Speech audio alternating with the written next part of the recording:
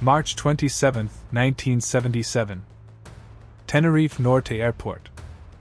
A thick, impenetrable fog blankets the runway. In this white void, two giants lie in wait. To the left, KLM Flight 4805, a Boeing 747. To the right, half a kilometer away, Pan Am Flight 1736, another 747. The Dutch crew is preparing for takeoff. The American crew is groping through the mist, searching for their taxiway exit. They cannot see each other, but they are on the same line. And in 54 seconds their paths will converge forever. This disaster did not begin in the fog. It began hours earlier. At Las Palmas Airport, the destination for both flights, terrorists had planted a bomb. It exploded. The airport was shut down. All flights were urgently diverted to Tenerife, a small mountain airport. Its aprons and taxiways instantly overflowed with aircraft. KLM and Pan Am were trapped, parked one behind the other. This was the first link in a chain that didn't yet seem fatal. In the KLM cockpit sat a living legend. Captain Jacob Veldhuizen van Zanten, the chief flight instructor for the airline. The man who taught others to fly the 747. His authority was absolute. But that day, he had a bomb of his own ticking. Dutch aviation authorities had just introduced new, draconian flight time regulations.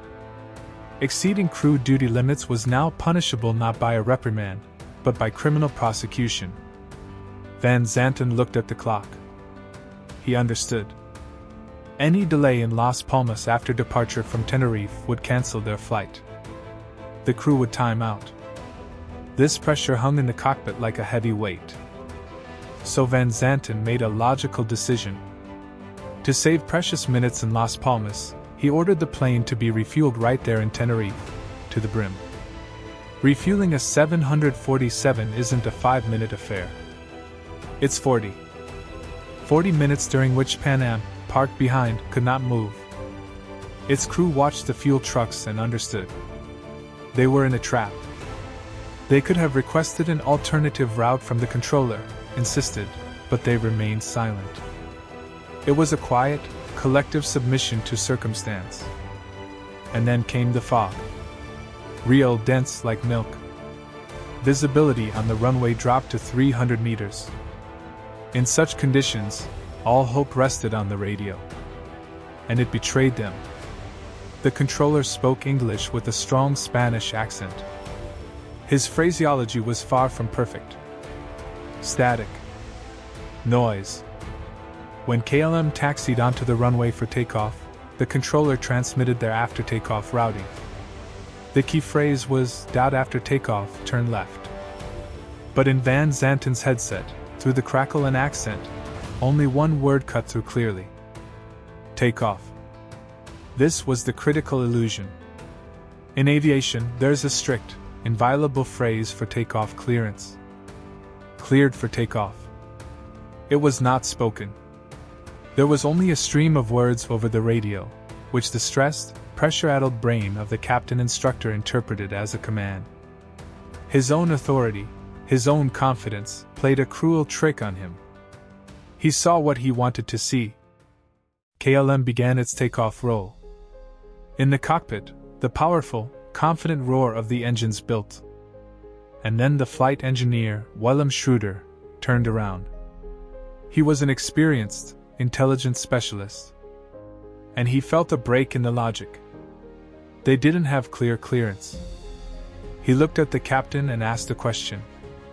Not a command, not a shout. But a timid, almost apologetic question. Is he not clear, that Pan American? This question was the last sign. The last chance to hit the brakes, abort the takeoff, double-check with the controller.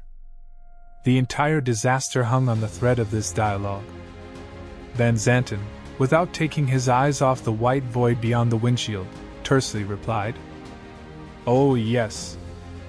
His tone was calm, confident, almost dismissive. He was the captain. He was the instructor. He could not be wrong. The flight engineer looked away. His doubts shattered against absolute authority. He remained silent. That silence became a death sentence for 583 people. KLM, accelerating to 270 kilometers per hour, had already begun to lift its nose gear when a wall emerged from the fog ahead. It was the fuselage of Pan Am. It was still on the runway. 3 seconds to impact. Van Zanten desperately pulled back on the control column, trying to jump over it. But 350 tons of metal and kerosene cannot become airborne instantly. The underside of KLM, like a giant blade, slammed into the upper deck of the American aircraft. It sheared off the cockpit, the first-class section, part of the passenger cabin. A deafening roar of tearing metal erupted, and the two giants erupted into a blinding fireball. In the control tower, they did not see the crash, only a glow in the fog. The firefighters were the first on the scene. What they saw was beyond nightmare. In the fog there were not one, but two huge, separate infernos. They assumed it was the wreckage of one aircraft, and split up. The first team rushed to the nearest fire, KLM. The plane was completely engulfed in flames. There was no one left to save. All 248 people on board died instantly. The second team headed toward the other fire, hundreds of meters away. As they approached, shapes emerged from the fog. This was not debris. This was a second, almost intact Boeing 747. The tail section of Pan Am had survived. In this hell, amidst smoke and wreckage, there was still life. The firefighters began a desperate, furious battle. They achieved the impossible, pulling 61 people from the burning tail. They became the only survivors of the deadliest aviation disaster in history. The investigation was merciless. It revealed not a chain of coincidences, but a chain of systemic failures. A terrorist bomb, poor alternate airport infrastructure, crew pressure, language barriers, imperfect phraseology. But at the heart of the disaster was the tyranny of authority in the cockpit. The flight engineer saw the error. He doubted. But he did not dare challenge the living legend.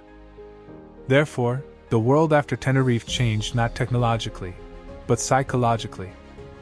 The concept of crew resource management was born. Ironclad rules were introduced. The key phrase "cleared for takeoff" became sacred and exclusive. Pilots are now required to read back all controller instructions verbatim. But most importantly, in every cockpit in the world now hangs an invisible poster. The captain's authority cannot be above flight safety.